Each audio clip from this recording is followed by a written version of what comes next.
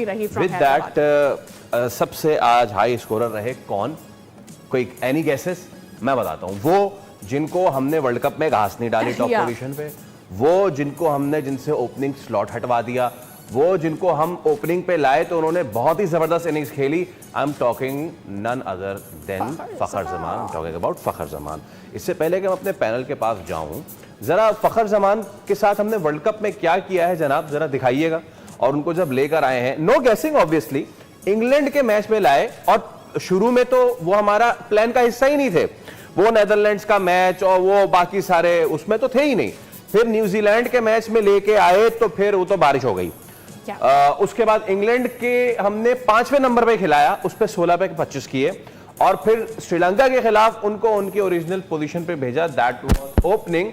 और भाई ने जो काम किया था वो तकरीबन हम क्वालिफाई कर गए थे। लेकिन चलते हैं अब डायरेक्ट तनीर भाई के पास। तनीर भाई, हमने इससे पहले भी जब हम खेल का जुनून T20 स्पेशल कर रहे थे, फखर जमान के लिए आपने बहुत आवाज उठाई, हमने भी बहुत कहा। उसके बाद फिर बांग्लादेश सीरीज आ गई, उसमें जो हुआ वो सबके सामने। और अब ये आज का मैच है।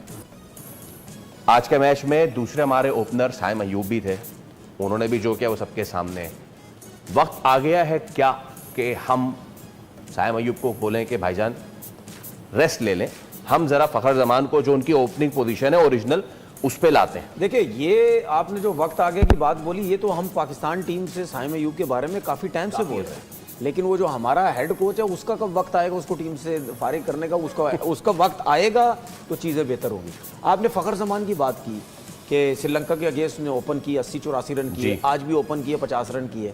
लेकिन दूसरी टीम में देखे, उस्मान खान जो 5वें छठे पे खेलता उसने भी ओपन किया हैदराबाद की तरफ से।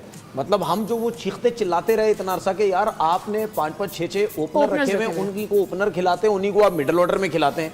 तो जब ये सारे अपनी फ्रेंचाइजी से खेलते तो इनको कोशिश करते हैं ऊपर जो ओपनर खिलाएं, तो कंफ्यूजन तो बहुत ज़्यादा है। लेकिन कहने का मकसद ये है, जिन प्लेयर ने डोमेस्टिक क्रिकेट या PSL जिस नंबर पे खेली हुई होती है उस नंबर पे उन सबको खिलाएं। लेकिन फ़खर जमान को एक मैसेज मैं ये ज़रूर देना चाहता हूँ कि एक तो आपका फिटनेस का बहुत बड़ा इशू रहता है, आप इन एंड आउट बहुत ज़्यादा रहते हैं। आप इस चीज़ को अपना बेहतर करना शुरू करें, फिटनेस को बेहतर करना शुरू करें, तो फिर अगर आप ओपन खेलेंगे तो फिर आप कंटिन्यू जब खेलेंगे, परफॉर्म करेंगे, तो आपको कोई नहीं हटा सकता। अभी श्रीलंका अगेंस्ट जब वर्ल्ड कप में इसने इनिंग जो खेली, अब उसके बाद आप देखें फिर इनको फिटनेस का प्रॉब्लम हो गया। ठीक है, जो बांग्लादेश की बात की कि जी बांग्लादेश में इनको नहीं भेजा, बाबर आजम को इसको बांग्लादेश नहीं भेजा, लोग बात करते रहे कि ये कैसे बैठे बैठे दोनों अनफिट हो गए। फिर उसके बाद फ़खर जमान कहते हैं कि नहीं जी मैं वाकई अनफिट था। तो भाई अब इसमें कसूर पता है आपका अपना भी है।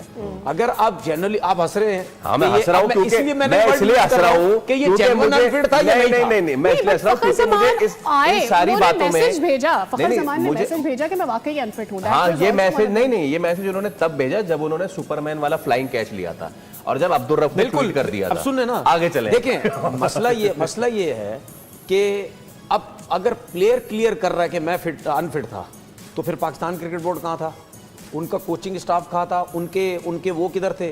देखें, जब फिटनेस का मसले मसाइल होते हैं ना, तो आपका जो मेडिकल पैनल या ट्रेनर्स होते हैं ना, ये जो आप समझते हैं, उनको आके सामने बात करनी चाहिए। ये एक ट्वीट ही कर दें कि नहीं जी हम इस तरह इनको देख रहे हैं, ये अनफिट है, जिसकी वजह से ये नहीं गए। तो उसके बाद आपने ट्वीट किया, आपने बोला मैं फिट हूँ, तो आप एक तरफ रन करते हैं अच्छे खासे, उसके बाद अगर आप जेन्युइन अनफिट हो जाते हैं तो फिर आप खुद जो रास्ता दे रहे हैं ना दूसरों को, फिर दूसरे आ जाते हैं। आप फिर जब फिट होके वापस आते हैं तो फिर वैसे ही हेड कोच हमारा बिल्कुल फारिग है, उसको समझ ही नहीं आती फिर ये आ तो गया, अब इसको किस तरफ खिलाएं हम। तो अपनी फिटनेस को भी जो है वो बेहतर करने की जरूरत है। बाकी इन्होंने एक बात की, मां सदाकत की, मुझे नहीं समझ आया मां सदाकत क्यों नहीं ये मैच खेला। अब मां सदाकत मैच नहीं खेला, ठीक है, इन्होंने 2-3 जगह पे चीज़ें दौड़ाई हैं कि भाई पता चले मां सदाकत क्यों नहीं खेला, अभी तक वहाँ से कुछ पता नहीं चला। लेकिन बात ये है कि यार आपका वो इस टाइम करंट प्लेयर है, ठीक है, उसके ऊपर नजरें हैं सबकी, अभी बांग्लादेश का टूर करके आया है, तो आप बताओ तो सही ना यार क्या रीज़न क्या है?